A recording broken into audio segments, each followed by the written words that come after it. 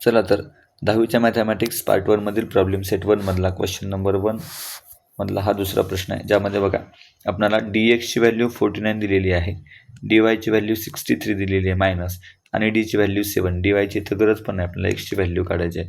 आपला Cramer's रूलचा formula माहितीच आहे, त्यानुसार x ची व्हॅल्यू काढायची असेल तर dx डिवायडेड बाय d हा फॉर्म्युला आपण या ठिकाणी वापरतो.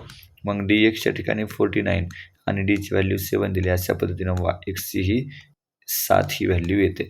अशा पद्धतीचं सोपं गणित आहे. असेच व्हिडिओ पाहण्यासाठी चॅनलला सबस्क्राईब करून ठेवा आणि पुढच्या गणिताचं उत्तर हे आपण पुढच्या व्हिडिओमध्ये न पाहता, खूप शॉर्ट व्हिडिओ होतोय, त्यासाठी आपल्याला हा लगेच दुसरं गणित पाहायचं आहे. दुसऱ्या गणितमध्ये आपल्याला एक डिटर्मिनंट दिलेला आहे, त्याची व्हॅल्यू काढायची आहे 5, 3, -7 आणि -4.